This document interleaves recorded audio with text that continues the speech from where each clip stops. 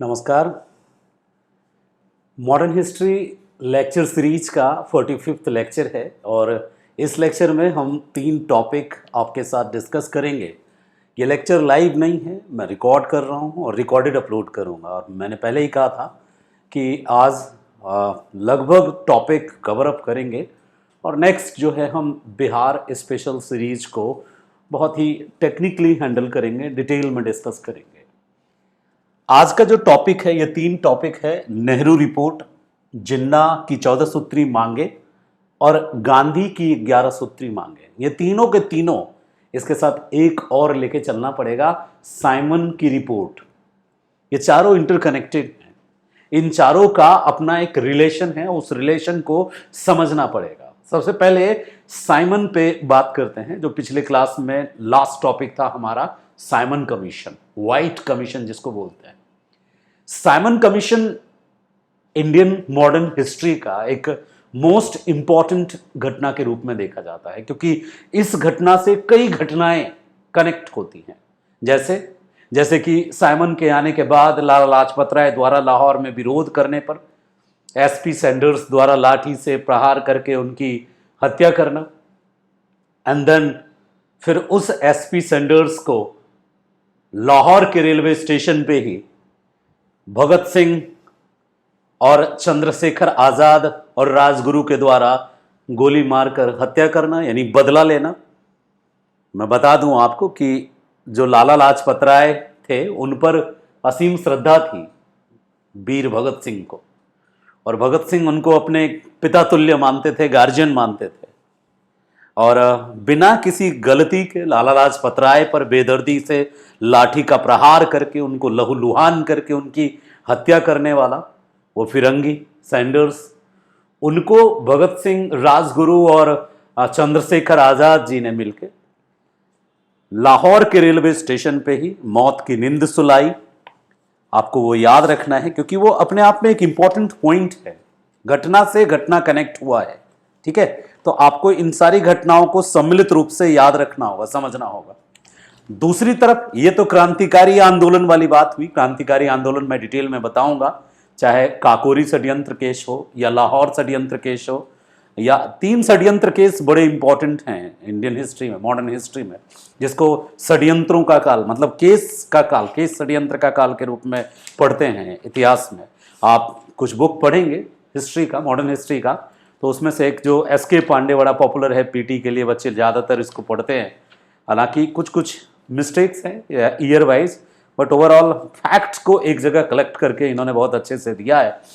उसमें मैं देख रहा था तो इन्होंने एक हेडिंग ही बना दिया है इन तीनों कांड को लेके, क्रांतिकारी आंदोलन का एक हिस्सा के रूप में इस कांड का इन्होंने वर्णन किया है। और कुल 3 षड्यंत्र केस पर बड़ी विस्तार से चर्चा की है। एक जो है काकोरी, जो बताया मैंने आपको, काकोरी कांड, दूसरा लाहौर षड्यंत्र केस, और एक और पर बात की है उन्होंने। 3 टोटल षड्यंत्र केस है, काकोरी, लाहौर और एक कौन सा है, 3 षड्यंत्र केस, मेरठ षड्यंत्र केस, कानपुर षड्यंत्र केस भी है, पेशावर षड्यंत्र केस भी है। ये सब क्रांतिकारी आंदोलन से जुड़ा हुआ केस है। आप इनमें से कुछ को पढ़े होंगे। पेशावर षड्यंत्र केस नहीं सुना होगा, हो सकता है आपने, 1922-23 में घटित हुआ था। कानपुर षड्यंत्र केस 1924 में घटित हुआ था। मेरठ षड्यंत्र केस 1929 से 33 में घटित हुआ था।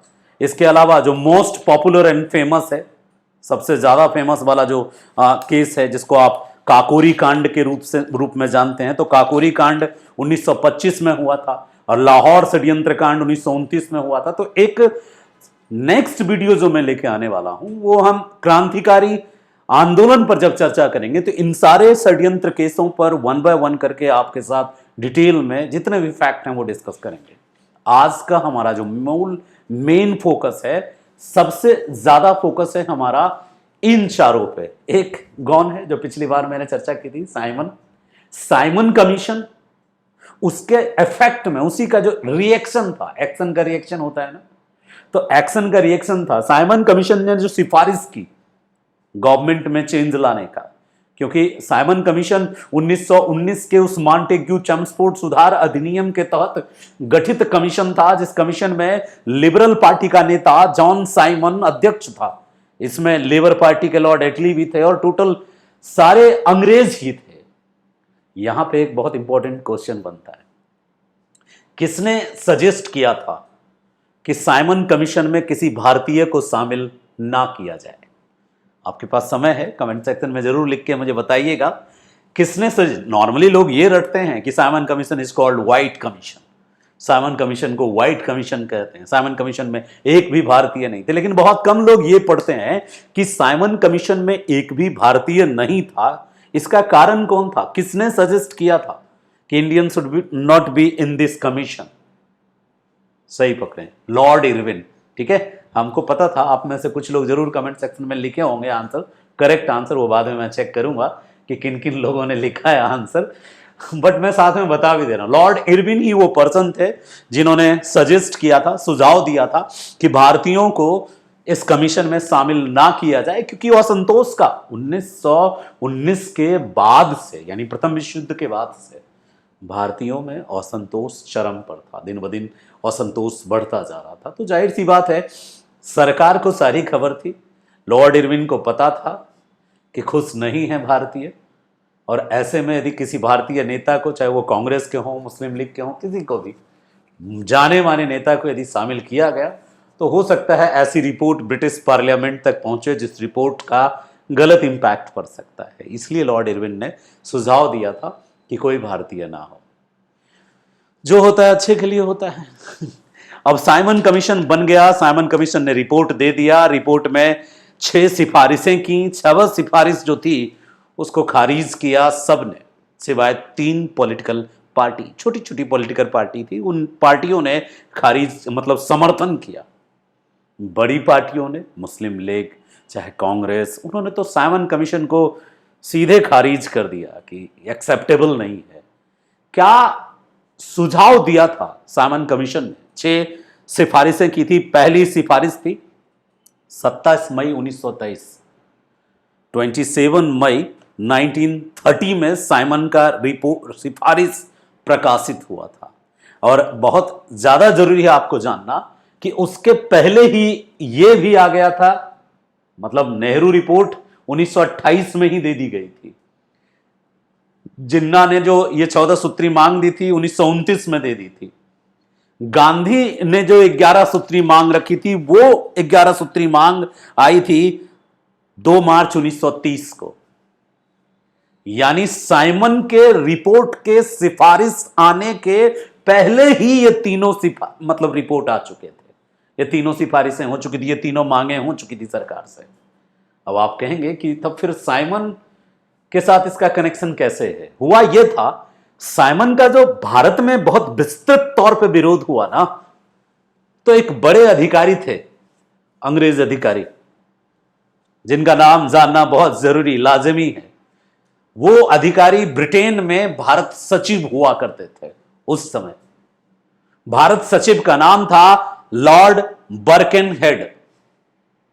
कभी कभी क्या होता है, हम ज्यादा भावुक होने पे कभी कभी बड़ी बातें निकल जाती हैं लोगों के मुंह से, फिसल जाती है जुबान। वो अंडरस्टिमेट कर लिए थे इंडियंस को, और भारत सचिव बर्केनहेड ने, पूरा नाम याद रखिएगा, लॉर्ड बर्केनहेड। आजकल लॉर्ड का सीजन चल रहा है ना, लॉर्ड पुनीत, लॉर्ड बर्केनहेड, दोनों में कुछ ज्यादा अंतर नहीं था। लॉर्ड बर्केनहेड ऊंचे पद पे थे, भारत सचिव के पद पे थे, और लॉर्ड बर्केनहेड ने एक चैलेंज दे दिया इंडियंस को कि ऐसे सुझाव दे सकें जिससे भारत का भला हो सके। ये एक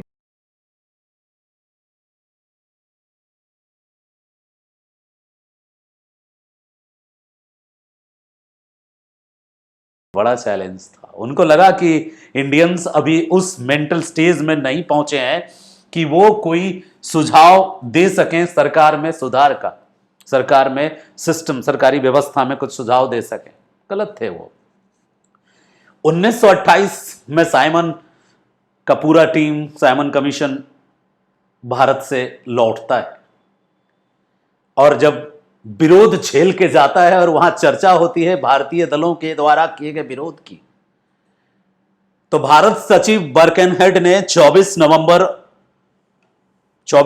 में, मतलब साइमन का, जब साइमन के आने के टाइम पे जो विरोध का दौर था, उसी विरोध के दौर में बर्कनहेड ने चैलेंज किया था, भारतीयों को चुनौती दिया था कि यदि उनमें क्षमता हो तो वह स्वयं अपने लिए ऐसा संविधान तैयार करें जो सर्वमान्य हो, जिसको सब स्वीकार लें।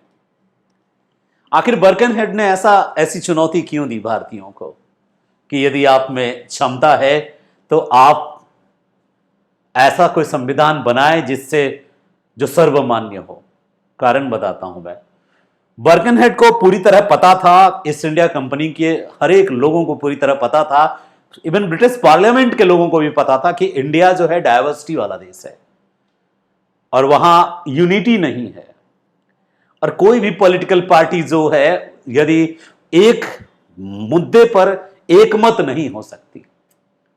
ऐसा नहीं है कि आजादी के पहले वो ऐसा सोचते थे, आजादी के बाद भी उनको यही भ्रम था, इंग्लैंड को, पूरे यूरोप को, अमेरिका को यह भ्रम था कि India can not be a country, it is a group of country.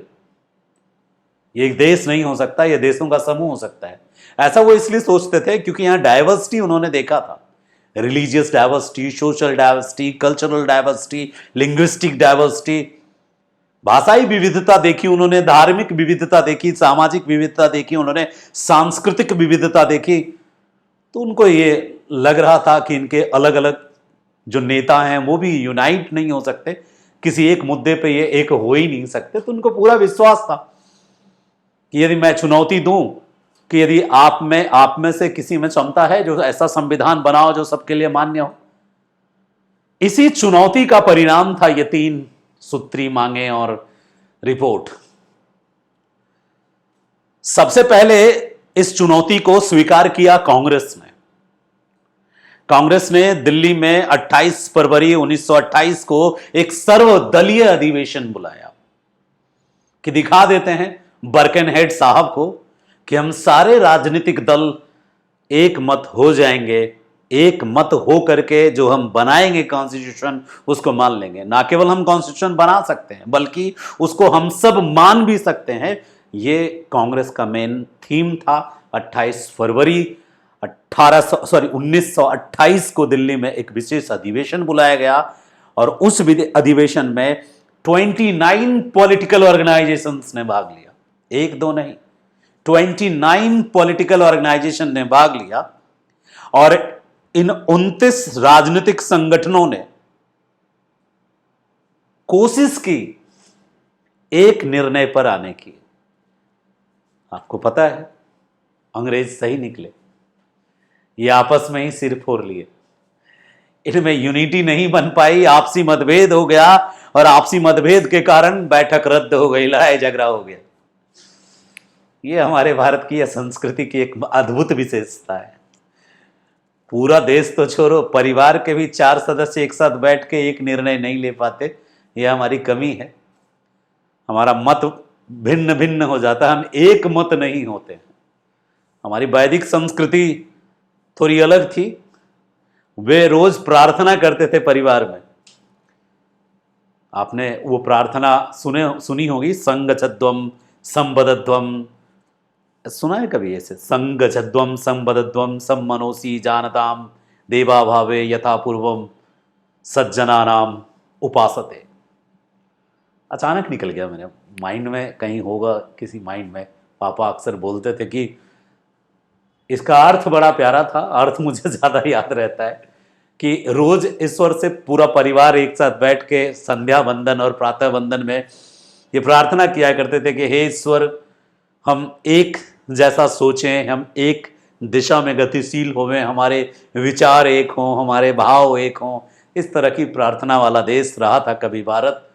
उस भारत में अभी स्थिति ऐसा है कि महागठबंधन के लिए एक स्टेज पे आपको बहुत सारे मुंडियां दिखेंगी जरूर, लेकिन सीरियसली मत लीजिएगा। हमारी संस्कृति का एक हिस्सा है कि कभी एक साथ ढंग से नहीं हो सकते।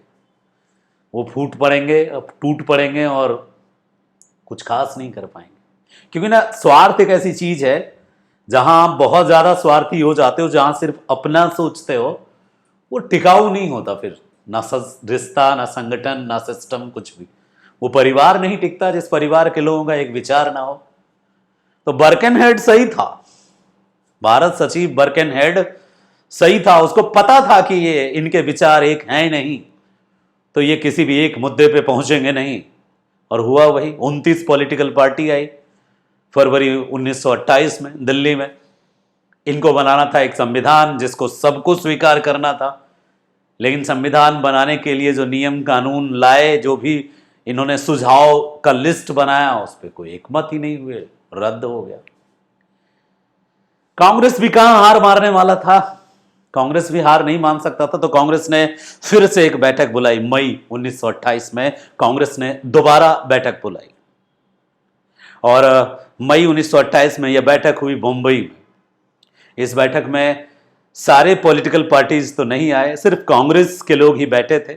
डॉक्टर अंसारी इस बैठक के अध्यक्ष हुए और 9 सदस्यों की एक समिति बनाई कांग्रेस ने। कांग्रेस ने सोचा कि पहले बना लेते हैं संविधान हम कांग्रेस के लोग मिलकर, उसके बाद उसमें बात करेंगे पूरे भारत के विभिन्न राजनीतिक दलों से, और जिन जिन तथ्यों पर सहमति बनेगी उसी को हम अंग्रेजों के सामने रखेंगे।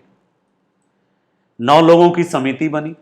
उसी कमेटी को नेहरू कमेटी बोलते हैं, क्योंकि उस कमेटी के प्रारूप समिति के अध्यक्ष जो हैं पंडित मोतीलाल नेहरू को बनाया गया। नेहरू बने, ये भारत का पहला अपना संविधान बनाने का प्रयास करने वाली भारतीय कमेटी थी। जो संविधान आज आपके हाथ में है, जो संविधान आज हम लोग यूज कर रहे हैं, फॉलो कर रहे हैं, वो संविधान तो संविधान सभा ने बनाई, और वो संविधान सभा आगे चलकर कैबिनेट मिशन के अकॉर्डिंग बना 1946 में। लेकिन पहला प्रयास भारत का अपना संविधान बनाने का पहला प्रयास हुआ था उस दिल्ली अधिवेशन में, जो विफल रहा, असफल रहा। फिर दूसरा प्रयास हुआ बॉम्बे के कांग्रेस अधिवेशन में, और उस अधिवेशन में बनी थी नेहरू कमेटी। मोतीलाल नेहरू इस कमेटी के प्रारूप समिति के अध्यक्ष थे, जवाहरलाल नेहरू सचिव थे, तेज बहादुर सप्रू लिबरल फेडरेशन नाम के ऑर्गेनाइजेशन से इसमें शामिल हुए थे।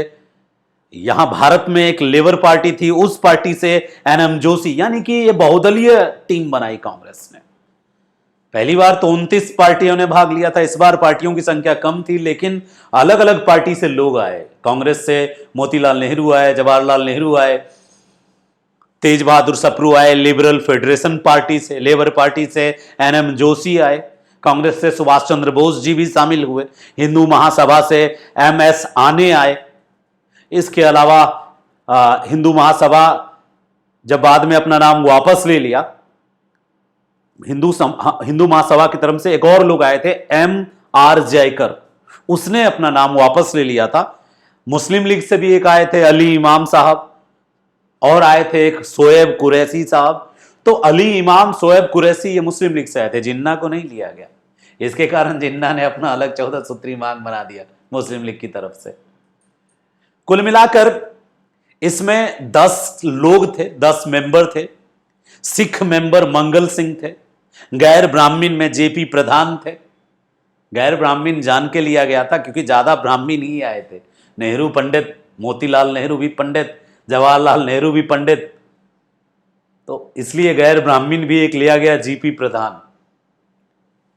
कुल मिला के 10 लोगों की कमेटी बनी। कमेटी को लीड किया मोतीलाल नेहरू ने, इसलिए इसको नेहरू कमेटी कहा गया। और सचिव भी जवाहरलाल नेहरू ही थे, यानी दोनों नेहरू थे इसमें, बाप बेटा दोनों।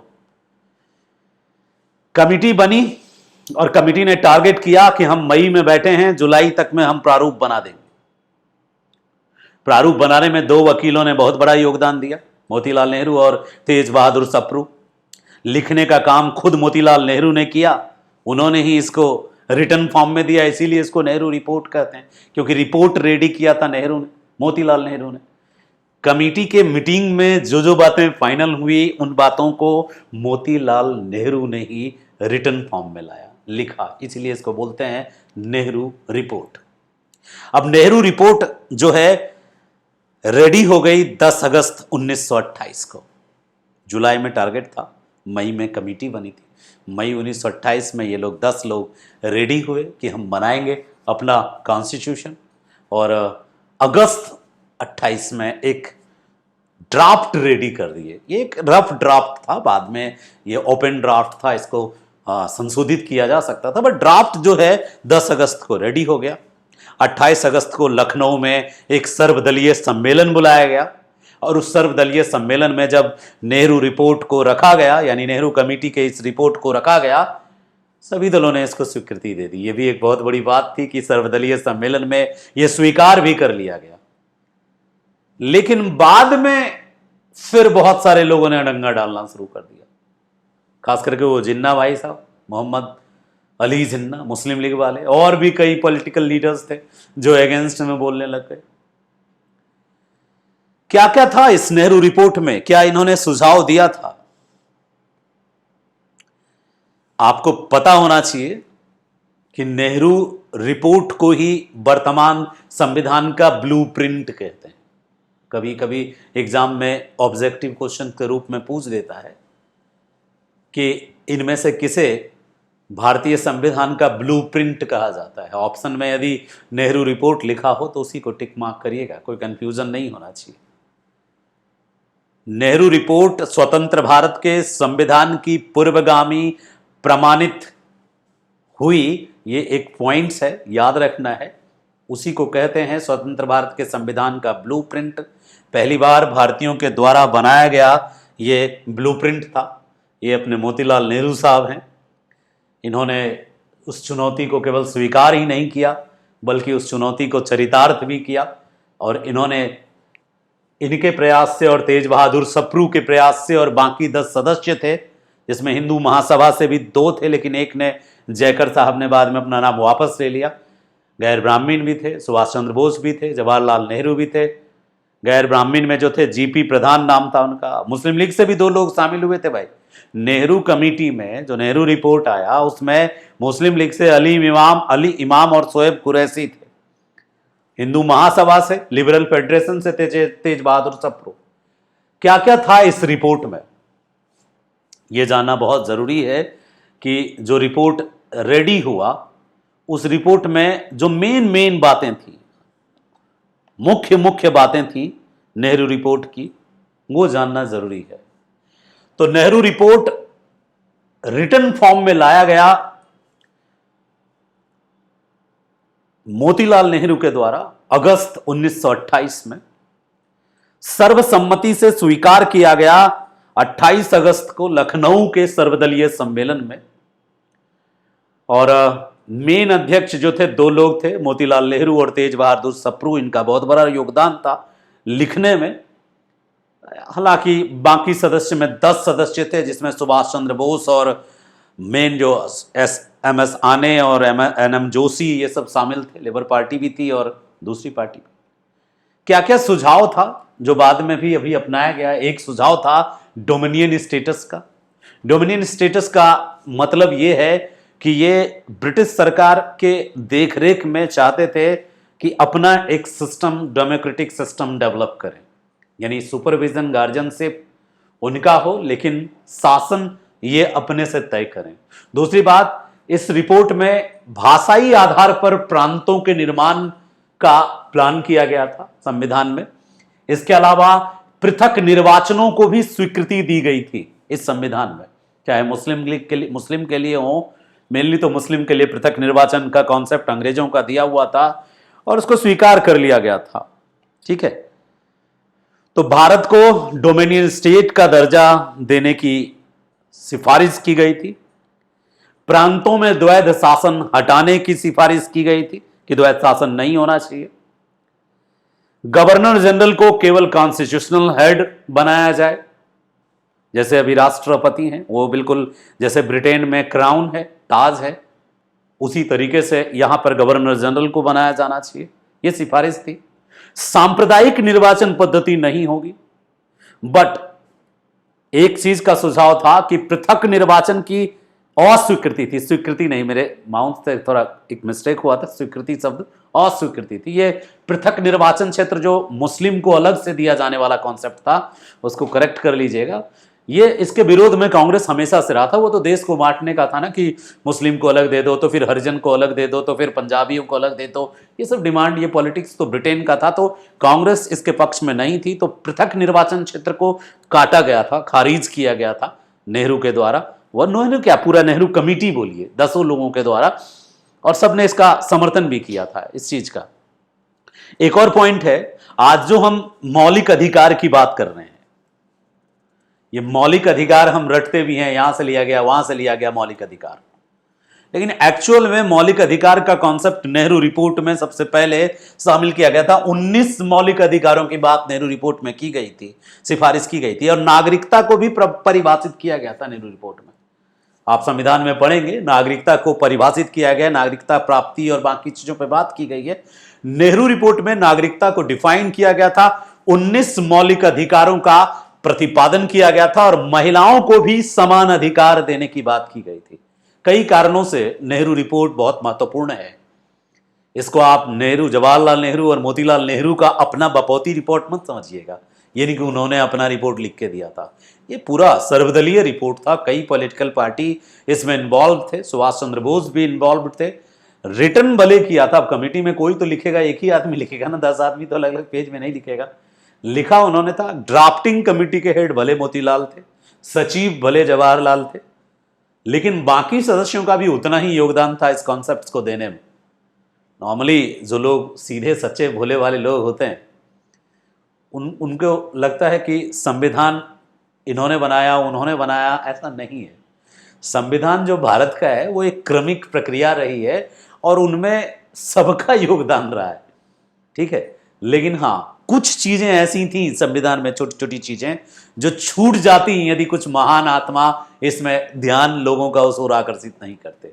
कई ऐसी चीजें जोड़ी गई जो आज समाज के लिए एक बहुत बड़ा हथियार साबित हुआ, जिससे समाज अपनी सुरक्षा कर पा रहा है, समाज सही दिशा में अग्रसर है, और किसी को आपत्ति नहीं है संविधान से।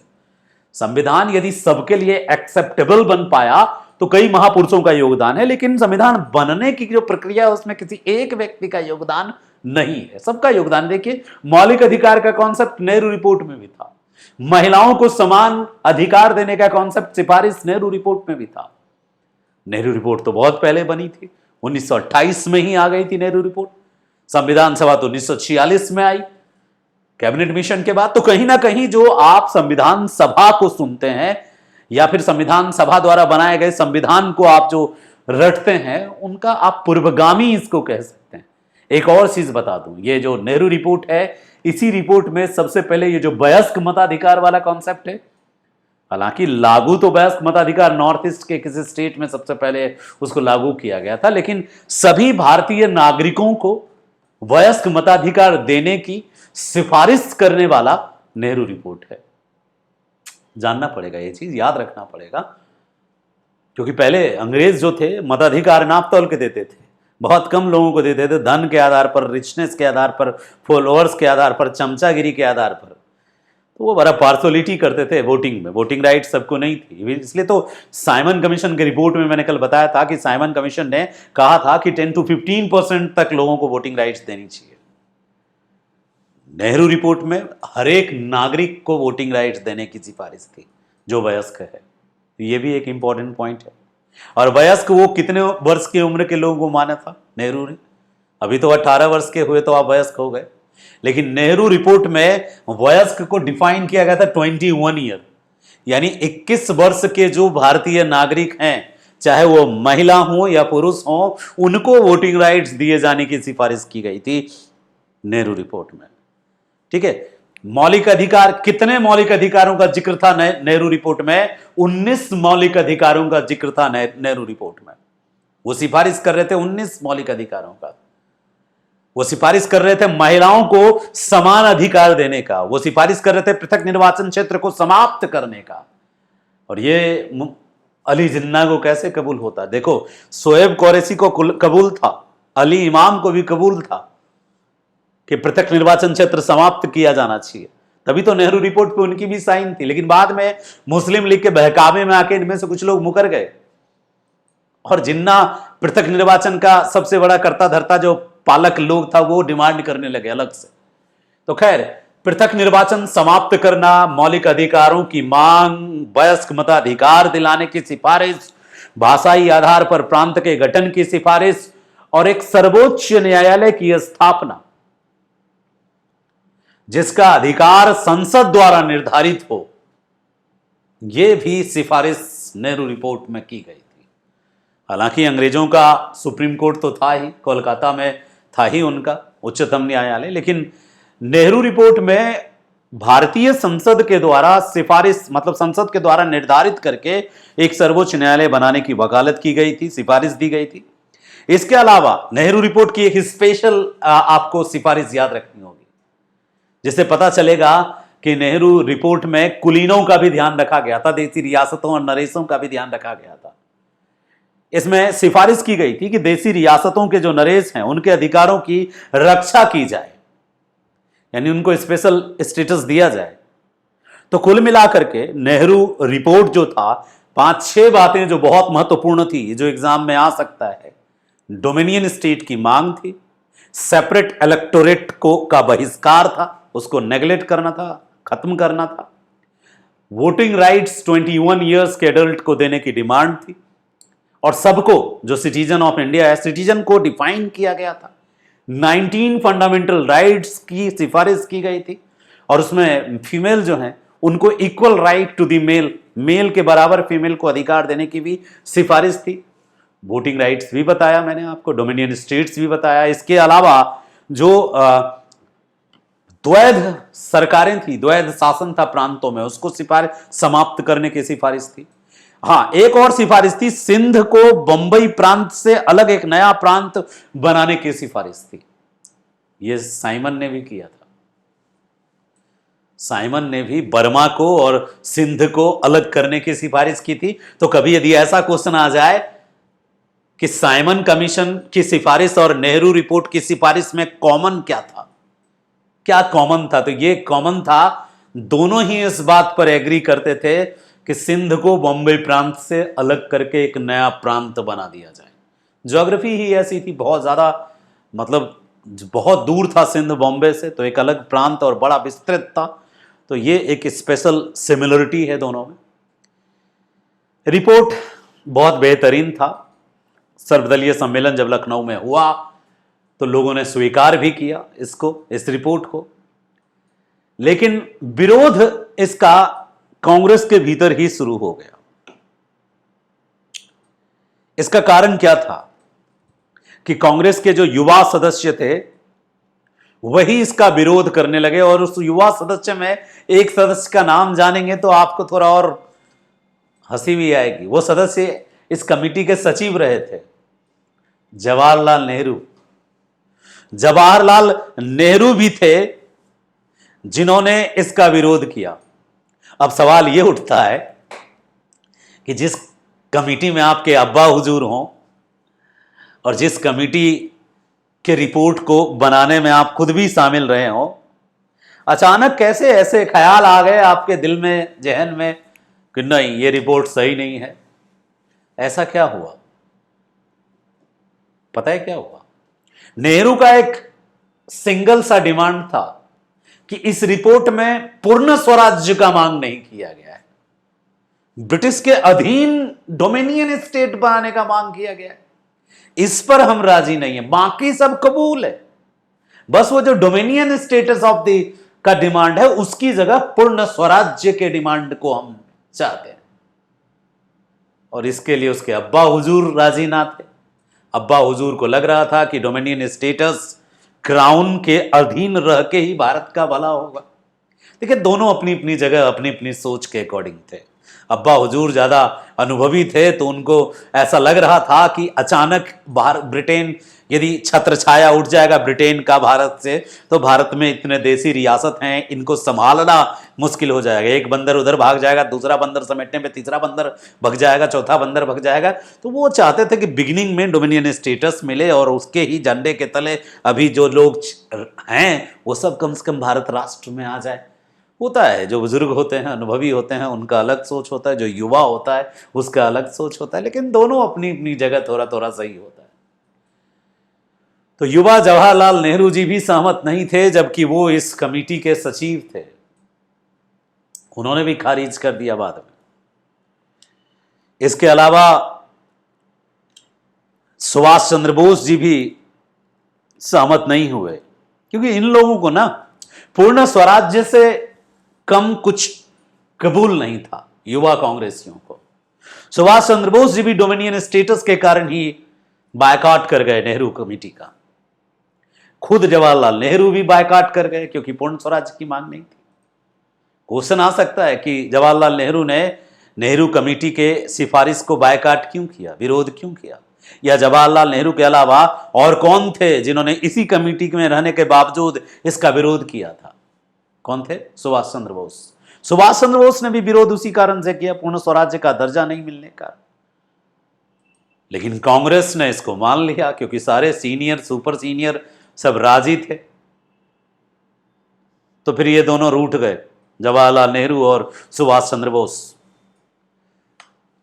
पहले बड़ी कोशिश की इन्होंने कांग्रेस को इस रिपोर्ट को नेगलेक्ट करने का। जब नहीं मानी कांग्रेस, तो इन्होंने ऑल इंडिया इंडिपेंडेंस लीग बना लिया। कभी क्वेश्चन आ सकता है कि ऑल इंडिया इंडिपेंडेंस लीग का गठन कब और किसने किया? नवंबर 1928 में जेएल नेहरू और सुभाष चंद्र बोस, इन दोनों मित्रों ने मिलकर ऑल इंडिया इंडिपेंडेंस लीग का गठन किया। क्यों किया? रूठे थे ये कांग्रेस से। इनका इरादा था पूर्ण स्वराज, आधा अधूरा स्वराज नहीं, डोमिनियन स्टेटस नहीं। डोमिनियन स्टेटस उन बुजुर्गों की मांग थी, क्योंकि वो अलग सोचते थे। युवाओं की मांग थी पूर्ण स्वराज। देखो, तुम लाहौर अधिवेशन रटते हो कि लाहौर अधिवेशन में नेहरू जी ने पूर्ण स्वराज्य की मांग की, लेकिन यह पूर्ण स्वराज्य का कॉन्सेप्ट लाहौर अधिवेशन के पहले से ही माहौल बनता आ रहा था। कहां से प्रेरित था? एक घटना से दूसरी घटना इंटरकनेक्टेड होती है। नेहरू रिपोर्ट में डोमिनियन स्टेटस के डिमांड के कारण नेहरू, जवाहरलाल नेहरू, और वो नेहरू मोतीलाल हैं ये मोतीलाल हैं, तो जवाहरलाल नेहरू और सुभाष चंद्र बोस और अन्य युवा कांग्रेसी दुखी थे, और वो पूर्ण स्वराज्य चाहते थे। और इसीलिए जब अगला कांग्रेस का अधिवेशन होना था लाहौर में, तो इस बार ये लोग फिर गांधी की तरफ मुड़े। देखो, गांधी एक अलग खेमा थे, अलग खेमा, अलग टीम थे, और मोतीलाल एक अलग टीम थे। अपना खेमा दो खेमे में बटा था, और असहयोग आंदोलन के बाद दो खेमे में बट गए थे लीडर। पैसिव टीम थी गांधी की, क्योंकि स्वराज्य पार्टी बना के मोतीलाल ने खूब बाजी मारा था। 40 सीट जीतना अंग्रेजी राज्य में, इलेक्शन पे इलेक्शन जीत जाना, और बाद में स्वराज्य पार्टी के तर्ज पर जब इन युवाओं ने भी, राजेंद्र प्रसाद ने पटना का नगर पालिका चुनाव लड़ा तो मेयर बन गए, इलाहाबाद में जवाहरलाल नेहरू चुनाव लड़े तो मेयर बन गए। तो ये एक नया मैसेज गया कांग्रेस को कि लीडरशिप जो है मोतीलाल नेहरू की अच्छी है, हम गवर्नमेंट में अपनी पकड़ बना रहे हैं। कब कौन तुम्हारे साथ खड़ा होगा और कब कौन तुम्हारे अगेंस्ट खड़ा हो जाएगा, कहा नहीं जा सकता। ये बड़ा थोड़ा सिस्टमैटिक नहीं है। टाइम कभी कभी लोगों के मन में पता नहीं क्या विचार डाल देता है और क्या चलने लग जाता है दिमाग में। तो ऐसी स्थिति में इतिहास यही कहता है कि बहुत ही शांत दिमाग से चीज़ों को सुनना चाहिए, समझना चाहिए, अपना अच्छा भला बुरा सोचना चाहिए, और सोच के देखना चाहिए कि हो सकता है जो तुमको अभी कड़वा लग रहा है, तीखा लग रहा है, बुरा लग रहा है, वो तुम्हारे हित में बोल रहा हो, और जो मीठा लग रहा है, बड़ा स्वादिष्ट लग रहा है, हो सकता है वो तुम्हारे हित में ना हो। तो चीज़ों को बहुत शांत दिमाग से समझना चाहिए। अब देखो, यहाँ पे गांधी जी जब पूरे कांग्रेसियों को सहयोग के तरफ ले जा रहे थे, सब साथ गए, पहले विरोध किया फिर साथ गए, सफल हो गए गांधी जी, तो सब खुश थे, वाह वाह। और जब गांधी जी ने बैन कर दिया कि नहीं नहीं चलाना मुझे आंदोलन, सब दुखी हुए और फिर सब मोतीलाल की तरफ बोलिए।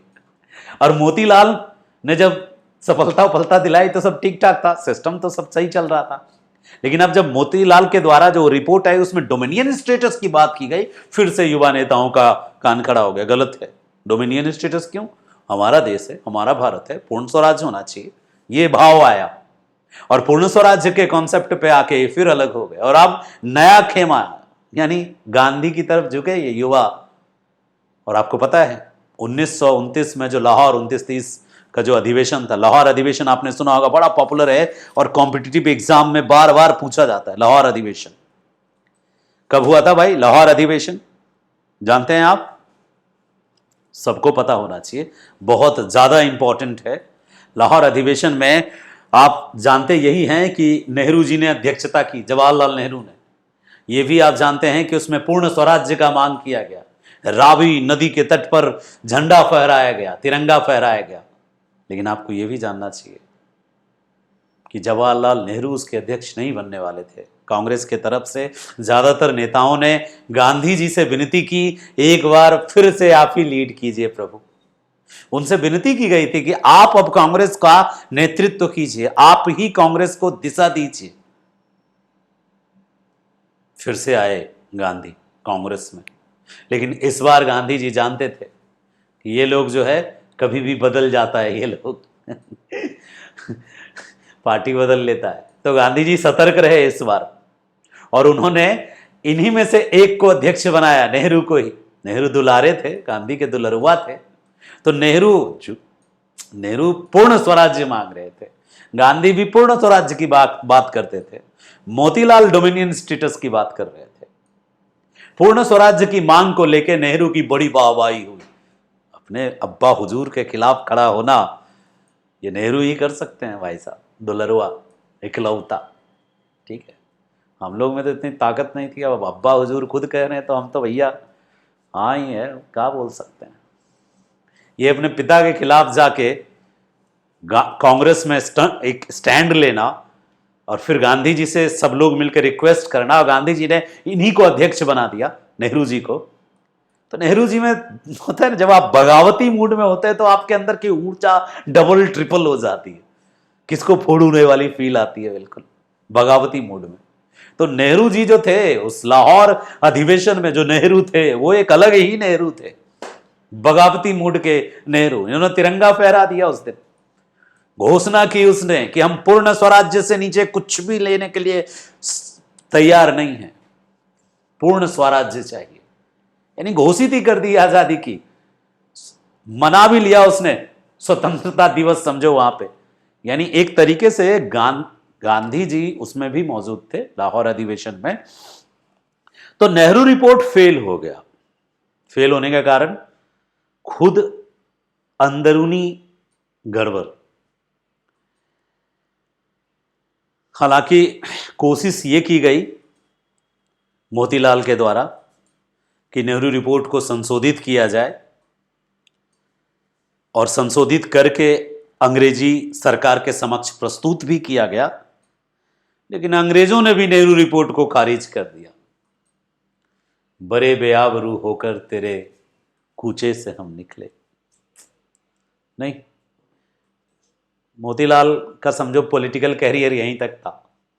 इसके बाद आगे की किसी घटना में ज्यादा मोतीलाल आपको दिखेंगे नहीं, क्योंकि जब अपना ही विरोध कर देना तो फिर वो गाना चलने लगता है बैकग्राउंड में, छन से जो टूटे कोई सपना, वही वाली फीलिंग आती है।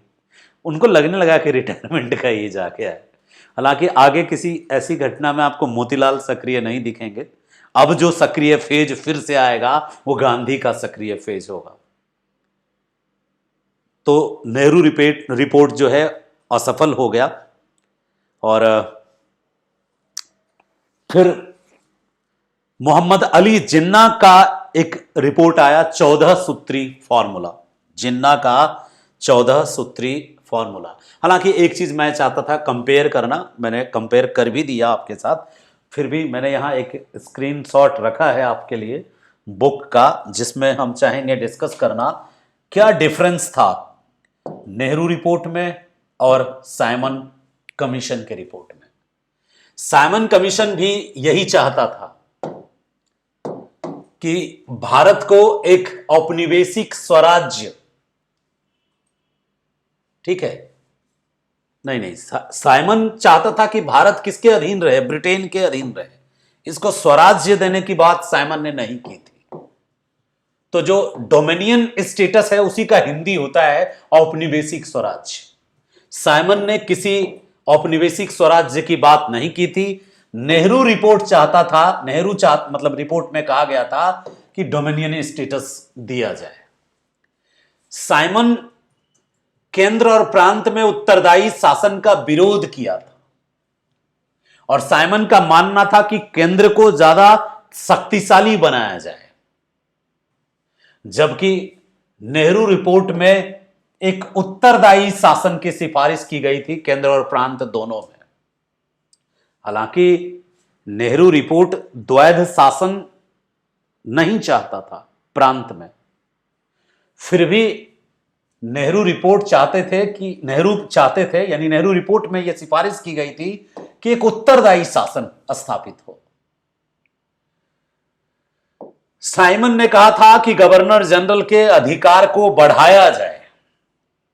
नेहरू रिपोर्ट में गवर्नर जनरल के अधिकार को सीमित करने की बात की गई थी, जैसे क्राउन है, जैसे ताज है, ओनली कॉन्स्टिट्यूशनल हेड, पावर ना हो उनके पास कुछ। साइमन कमीशन ने सेपरेट इलेक्टोरेट रिलीजन के कास्ट के बेसिस पर उसको कंटिन्यू रखने की बात की थी। नेहरू रिपोर्ट ने सेपरेट इलेक्टोरेट को समाप्त करने की बात की थी। हालांकि मुस्लिम तुष्टीकरण के लिए मुसलमानों के लिए कुछ सीट आरक्षित करने का सुझाव दिया था, लेकिन सेपरेट इलेक्टोरेट को रिलीजन या कास्ट के बेसिस पर नेहरू रिपोर्ट ने सिफारिश नहीं की थी। साइमन में किसी भी मौलिक अधिकार की बात नहीं की गई थी। नेहरू रिपोर्ट 19 मौलिक अधिकार देने की बात कर रहा था। साइमन में महिलाओं को पुरुषों के समान अधिकार देने की कोई सिफारिश नहीं थी। नेहरू रिपोर्ट में महिलाओं को पुरुषों के समान अधिकार देने की बात की गई थी। एक और पॉइंट, साइमन कमीशन के रिपोर्ट में वयस्क मताधिकार की बात ही नहीं की गई थी, केवल 10 से 15% लोगों को वोटिंग राइट देने की बात की गई थी। नेहरू रिपोर्ट में वयस्क मताधिकार के आधार पर 21 वर्ष की आयु वाले प्रत्येक भारतीय नागरिक को वोटिंग राइट्स देने की बात की गई थी। साइमन के रिपोर्ट में यह भी बात नहीं की गई थी कि नागरिक कौन होगा, उसको डिफाइन नहीं किया गया था। ठीक है। और नेहरू रिपोर्ट में नागरिक भारत का कौन होगा इसको डिफाइन किया गया था। साइमन के रिपोर्ट में कहीं भी उच्चतम न्यायालय या इस तरह के किसी ऑर्गेनाइजेशन को बनाने की बात नहीं की गई थी। नेहरू रिपोर्ट में भारत के लिए उच्चतम न्यायालय, प्रतिरक्षा समिति, संघ लोक सेवा आयोग, इनकी स्थापना की सिफारिश की गई थी। तो याद रखिएगा, नेहरू रिपोर्ट जो था बहुत हद तक भारतीयों के हित को ध्यान में रख के डिजाइन किया गया था, लेकिन सिर्फ एक कारण से नेहरू रिपोर्ट फेल हो गया, और वो जो एक कारण था वो डोमिनियन स्टेटस का डिमांड, यानी औपनिवेशिक स्वराज। ये भारतीयों को पसंद नहीं आया। प्रथम विश्व युद्ध के बाद का दौर था और असहयोग आंदोलन के बाद राष्ट्रीयता चरम पर थी। ऐसे में कांग्रेस का मनोबल ऊंचा था, राष्ट्रवादियों का मनोबल ऊंचा था, और जब कोई मनोबल आपका ऊंचा हो तो आप कॉम्प्रोमाइज नहीं करते। फिर तो आप जितना आपका डिमांड, जितना आपका हक बनता है उतना आप लेने की पूरी कोशिश करते हैं कि इतना मेरा हक बनता है, हक से लेंगे नहीं। तो ये वाली चीजें भी समझनी जरूरी है। अब चलते हैं अगले मुद्दे पे। ये आपको नेहरू रिपोर्ट कोशिश की समझाने की। अब मिलते हैं इस भाई साहब से, टीबी के मरीज से। ये टीबी के मरीज भाई साहब दिखते आपको मासूम से हैं, असल में ये अंदर से बहुत तेज तर्रार आदमी थे, फर्राटेदार अंग्रेजी बोलने वाले बेहतरीन ब्लैक अंग्रेज। मोहम्मद अली जिन्ना, अपने को किसी से कम आंकने का नहीं, ठीक है। ये कन्वर्टेड मुस्लिम, इनके अब्बा हुजूर ठक्कर थे, ठक्कर कम्युनिटी के थे, और मुसलमानों की हित की बात करने में ये सबसे आगे थे उस समय। कुल मिला के ये खुद को मुस्लिमों का इकलौता करता धरता शुभचिंतक और नेता मानते थे। कोई और यदि इनकी मुस्लिम कम्युनिटी में आके नेतागिरी करने लगे तो तो इनका बड़ा दिल दुखता था साहब। एक बार क्या हुआ कि खिलाफत वाले आंदोलन में गांधी जी आने लगे, तो इनको ऐसा लगने लगा जैसे इनकी पत्नी को कोई और चाय पिला रहा है। बड़ा बुरा लगने लगा इनको, बड़ी निंदा की थी इन्होंने खुले मुख से गांधी जी की, कि काफिर भी आजकल धर्म की, हमारे धर्म में इंटरफेयर करने लगे हैं। खैर चीजें साफ है, बाद में बात करेंगे उस पर। कुछ खासियतें भी थी, कुछ अच्छाइयां भी थी जनाब में, उस पर किसी दिन और बात करेंगे। 14 सूत्री योजना, 14 सूत्री मांगे इनकी बड़ी फेमस हुई जनाब कायदे आजम जी की। क्या थी इनकी 14 सूत्री मांगे जिन्ना की, उस पर हम बात करते हैं। हालांकि मुस्लिम लीग नेहरू कमेटी में शामिल था और मुस्लिम लीग की तरफ से दो नेता थे, एक शोएब कुरैशी और दूसरे अली इमाम। ये दोनों नेता शामिल हुए थे नेहरू कमेटी में और नेहरू रिपोर्ट बनाने में योगदान भी था, सहमति भी थी, उनकी स्वीकृति भी थी। लेकिन मार्च 1929 तक, जब नेहरू रिपोर्ट ऑलरेडी फेल हो चुकी थी, नवंबर 1928 में ही नेहरू रिपोर्ट की ऐसी तैसी हो गई थी, बेइज्जती हो रखी थी, मतलब उनको एक्सेप्ट ही नहीं किया गया। ब्रिटिश ने भी फेल कर दिया और कांग्रेस के भीतर भी युवाओं ने इसको नेगलेक्ट कर दिया, क्योंकि उसमें पूर्ण स्वराज्य की मांग नहीं थी, डोमिनियन स्टेटस की मांग थी। जिन्ना ने मुस्लिम लीग की तरफ से मार्च 1929 में, मार्च 1929 में जिन्ना ने मुस्लिम लीग की तरफ से 14 सूत्री मांगे प्रस्तुत की। क्या थे ये जिन्ना के 14 सूत्री मांगे, इसको सुनिएगा। ये भी बिल्कुल वैसा ही है जैसा नेहरू के, मोतीलाल नेहरू वाला जो वो रिपोर्ट था, नेहरू रिपोर्ट, मोतीलाल नेहरू की अध्यक्षता वाला जो रिपोर्ट था वैसा ही है, लेकिन बस इसमें इन्होंने थोड़ा कम्युनल तर्का मार दिया। कम्युनल तर्का। पहला इनका मांग, पहला डिमांड था कि भारतीय संविधान जो हो वो परिसंघात्मक हो। अब परिसंघात्मक एक टेक्निकल टर्मिनोलॉजी है पॉलिटी का, कॉन्स्टिट्यूशन का, परिसंघात्मक हो और अवशिष्ट शक्तियां प्रांत को दी जाएं। अभी भी कॉन्स्टिट्यूशन में यह टर्म यूज हुआ है, परिसंघात्मक। पेरी फेडरल वर्ड आप पढ़ेंगे आगे कभी जब पॉलिटी पढ़ेंगे तो। जिन्ना का ये सुझाव था कि Indian constitution should be peri federal and जो कंकरेंट लिस्ट के पावर्स हैं, अवशिष्ट शक्तियां जो भी हैं, ठीक है, वो किसको दिया जाए? प्रांत को दिया जाए। यानी प्रांत को अधिक शक्तिशाली बनाने में विश्वास रखते थे मिस्टर जिन्ना। इसलिए इन्होंने मुस्लिम लीग की तरफ से जो 14 सूत्री मांगे रखी, उसमें पहली मांग थी कि इंडियन कॉन्स्टिट्यूशन को परिसंघात्मक बनाया जाए, प्रांतों में सभी प्रांतों को एक समान स्वायत्ता दी जाए। यहां तक तो किसी को आपत्ति नहीं थी। इन्होंने एक चीज का डिमांड किया था कि जितने भी विधानमंडल हो, जितने भी निर्वाचन निकाय हो, वहां जो अल्पसंख्यक हो, डायरेक्टली नहीं बोला उन्होंने मुस्लिम, लेकिन ज्यादातर मुस्लिम ही अल्पसंख्यक थे, तो अल्पसंख्यकों का पर्याप्त प्रतिनिधित्व होना चाहिए हर एक विधानसभा में। केंद्रीय विधानमंडल में मुसलमानों का प्रतिनिधित्व जो हो 1/3 से कम ना हो, 1/3 सेंट्रल में मुस्लिम होने चाहिए। यहां पे तो कांग्रेस को आपत्ति रहेगी। सांप्रदायिक समूहों के प्रतिनिधित्व हेतु इन्होंने सेपरेट इलेक्टोरेट को बनाए रखने का डिमांड किया। अंग्रेजों को बड़ा पसंद आया होगा जिन्ना की ये 14 सूत्री मांग है, क्योंकि जिन्ना की 14 सूत्री मांगे बिल्कुल वैसे ही थी जैसा अंग्रेज चाहते थे। ठीक है, हाँ, तुम बिल्कुल वैसी हो जैसा अंग्रेजों ने सोचा था, टाइप बिल्कुल वैसा ही था। इनका डिमांड था कि सेपरेट इलेक्टोरेट बना रहे, मुस्लिमों का प्रतिनिधित्व 1/3 हो सेंट्रल लेजिस्लेटिव में। इनका डिमांड था कि जो उत्तरी पश्चिमी सीमा प्रांत है नॉर्थ वेस्टर्न प्रांत जो है वो बंगाल, पंजाब, वहां कोई भी क्षेत्रीय बदलाव मुस्लिम बहुमत को प्रभावित ना करे। वहां की मुस्लिम मेजोरिटी बनी रहनी चाहिए और सभी संप्रदायों को अपनी अपनी धार्मिक स्वतंत्रता हो। हम ये नहीं कह रहे कि मुसलमान को ही सारे राइट्स हों, इनका ये कहना था कि सभी संप्रदायों को धार्मिक स्वतंत्रता हो, हमें भी धार्मिक स्वतंत्रता हो, हम अपना धर्म प्रचार और धार्मिक सिस्टम जारी रखें। और एक चीज पे ये भी सहमत थे कि सिंध को बॉम्बे से अलग किया जाए। ठीक है, नेहरू रिपोर्ट ने भी सिंध को बॉम्बे से अलग करने की बात की थी, जिन्ना ने भी सिंध को बॉम्बे से अलग करने की बात की थी, साइमन ने भी सिंध को बॉम्बे से अलग करने की सिफारिश की थी।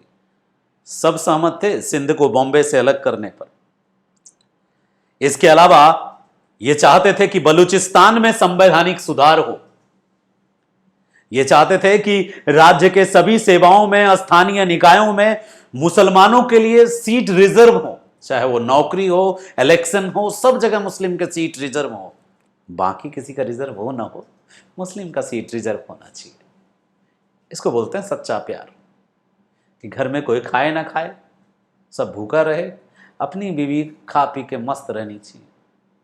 चाहे मैया भूखल रह जाए, न नदिया भूखल रह जाए, कोई भी रह जाए भूखल, हमको क्या, हमारी बीवी खा पी के थोड़ा टनाटन रहे, बाकी दुनिया से हमें क्या लेना देना। नहीं भाड़ में जाए दुनिया। ये भाई साहब इनको देखो सिफारिश कर रहा था, ये तो थोड़ा सा इसको सेकुलर हो जाना चाहिए था कि ये सबकी बात करता कि जो भी अल्पसंख्यक है उन सभी अल्पसंख्यकों को भाई तुम सेवा में स्थान रिजर्व करवाओ। नहीं, केवल मुसलमान का सिर्फ सीट रिजर्व रखेगा ये भाई।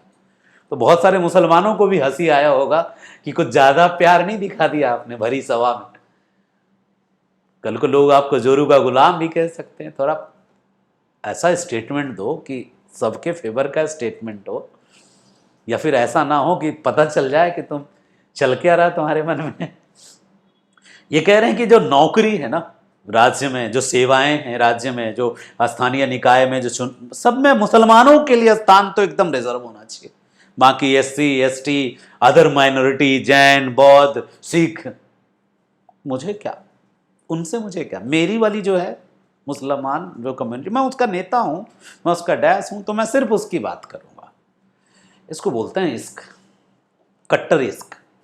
अगला पॉइंट ये है, इन्होंने एक और सिफारिश की, क्या, मुस्लिम संस्कृति, मुस्लिम धर्म और व्यक्तिगत कानून, पर्सनल लॉ, उसको सुरक्षा दी जाए। मुसलमानों के लॉ के साथ कोई और हेरफेर ना हो।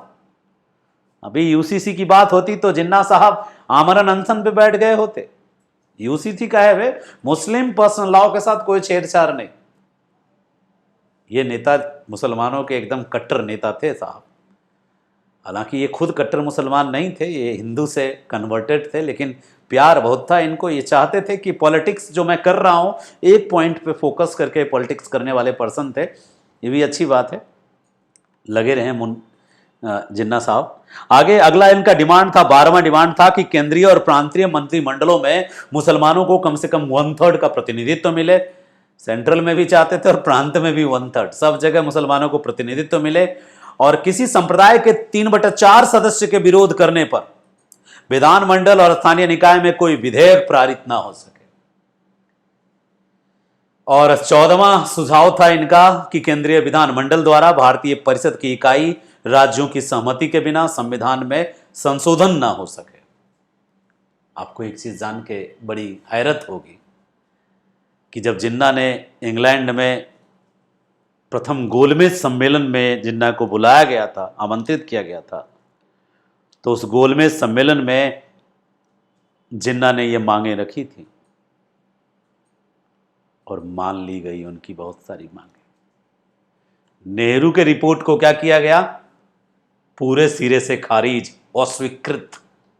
और जिन्ना की जो ये मांगे थी, इन मांगों को जब प्रथम गोलमेज सम्मेलन में जिन्ना ने रखा, तो जिन्ना की अधिकांश मांगे अगस्त 1932 में मैकडोनाल्ड के सांप्रदायिक पंचाट के रूप में, सांप्रदायिक निर्णय के रूप में स्वीकार कर ली गई। यानी जो सेपरेट इलेक्टोरेट मैकडोनाल्ड ने दिया, उसमें जिन्ना की ये 14 सूत्री मांगों का ही करिश्मा था। इसीलिए तो डॉक्टर राजेंद्र प्रसाद ने लिखा है कि जिन्ना की इन शर्तों का केवल इसलिए जिक्र करना लाजिमी है कि इन्हीं शर्तों पर रैमजे मैकडोनाल्ड ने भारत के लिए सांप्रदायिक निर्णय का सिद्धांत बनाया था।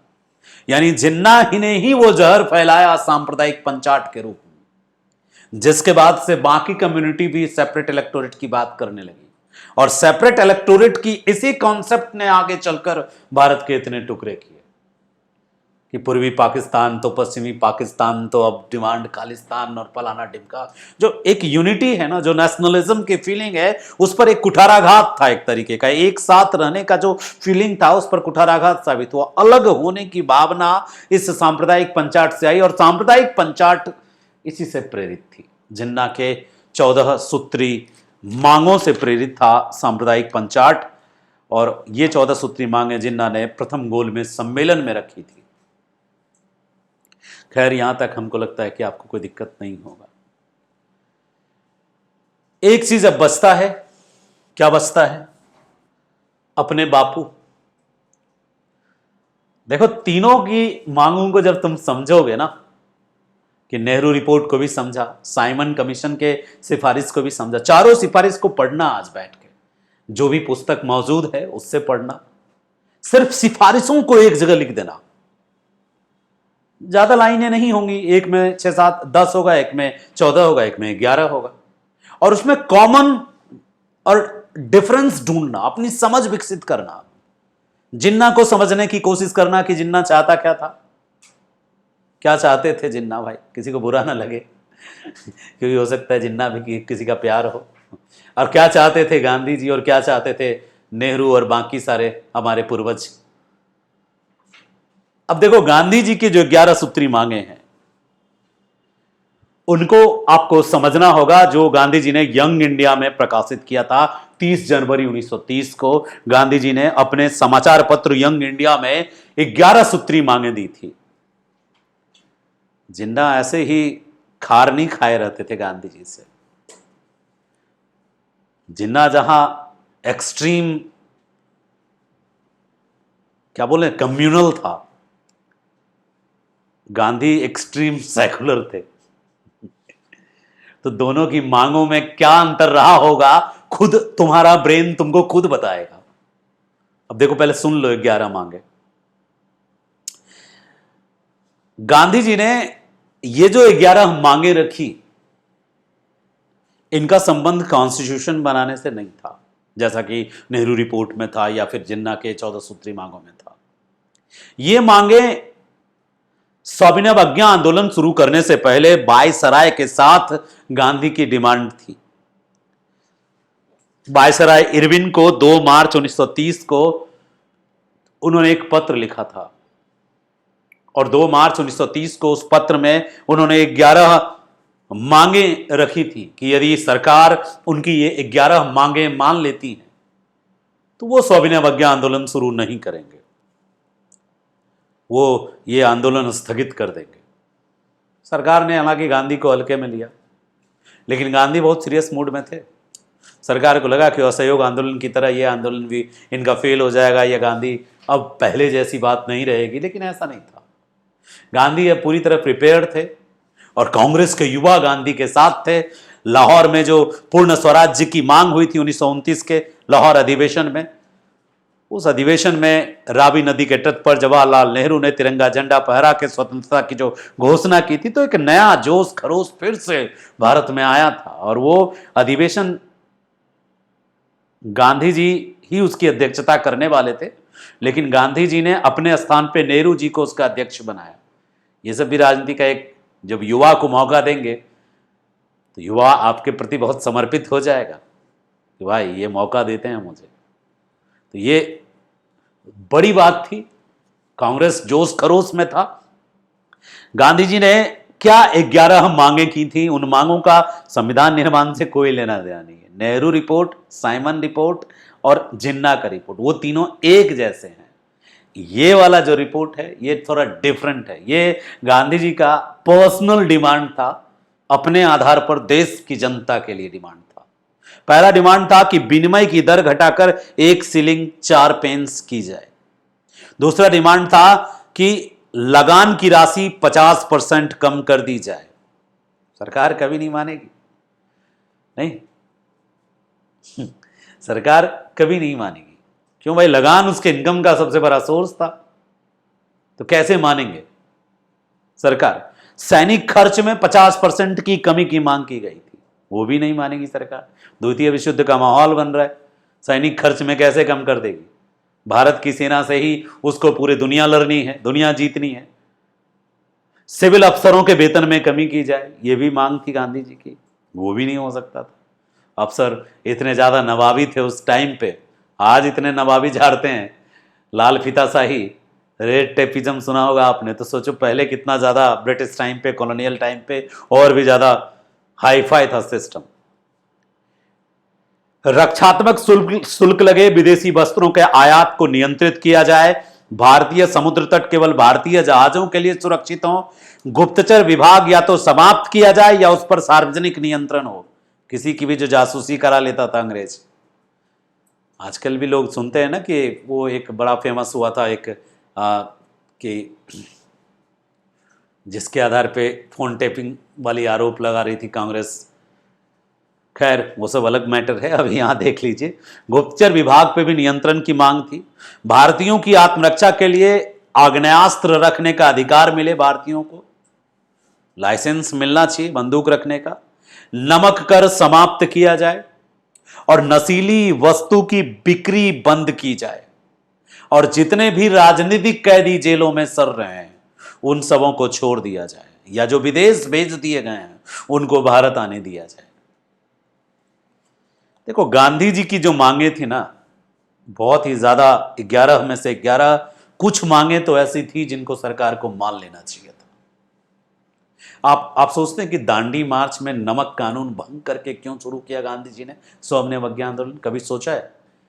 कभी मन में यह भाव नहीं आया कि नमक कानून को भंग करके ही आंदोलन क्यों शुरू किया गांधी जी ने? और कोई कानून भंग कर सकते थे। दरअसल नमक पर टैक्स लेती थी ब्रिटिश सरकार और नमक के व्यापार पर नियंत्रण था ब्रिटिश सरकार का। तो ब्रिटिश गवर्नमेंट को जब 11 सूत्री मांगे रखी थी इरविन के सामने गांधी जी ने, तो उसमें एक मांग यह भी थी। किस चीज की मांग? नमक कानून, नमक कर को समाप्त करने की। लेकिन यह मांगे ठुकरा दी गई। वायसराय इरविन ने गांधी को सीरियसली नहीं लिया, कोई ध्यान नहीं दिया। उल्टा गांधी ने जब मिलने का समय मांगा तो गांधी से मिलने से भी इनकार कर दिया। नतीजा साफ था कि कांग्रेस में क्रोध चरम पर था। इरविन को पता चला कि कांग्रेस के युवा नेता काफी सक्रिय हैं, गांधी के साथ हो लिए हैं, क्योंकि गुप्तचर विभाग बहुत पावर में था। इरविन ने सुभाष चंद्र बोस और अन्य कई युवा नेताओं को गिरफ्तार करवा लिया। इससे गांधी जी को बड़ा सब कुछ करने का, गांधी जी के ईगो को हर्ट नहीं करने का था। सुभाष चंद्र बोस जब गिरफ्तार हुए सिर्फ इसलिए क्योंकि कांग्रेस के युवा नेता सक्रिय हो रहे थे, और भी कई नेता गिरफ्तार हुए, बाध्य होकर गांधी जी को सविनय अवज्ञा आंदोलन शुरू करना पड़ा। आज की क्लास इतनी ही है। अगली क्लास में हम आपके साथ सविनय अवज्ञा आंदोलन डिस्कस करेंगे, और सविनय अवज्ञा आंदोलन और भारत छोड़ो आंदोलन डिस्कस करने के बाद हम क्रांतिकारी आंदोलन पढ़ाएंगे पूरा, और जब ये तीनों फिनिश हो जाएगा तो संवैधानिक विकास पढ़ाएंगे। ठीक है, यानी 3 आगे की क्लास पहले डिफाइन कर रहा हूं। अगली क्लास सविनय अवज्ञा आंदोलन और भारत छोड़ो आंदोलन पे होगी, उसके बाद की क्लास क्रांतिकारी आंदोलन पे होगी, अंतिम क्लास जो होगी वो होगी भारत के संवैधानिक विकास पर। ठीक है, चलिए, थैंक यू सो मच। मैं चाहूंगा कि कमेंट सेक्शन में हर कोई अपनी अपने नॉलेज और अपने पॉइंट्स, अपने विचार शेयर करे कि क्या नया सीखा आपने और क्या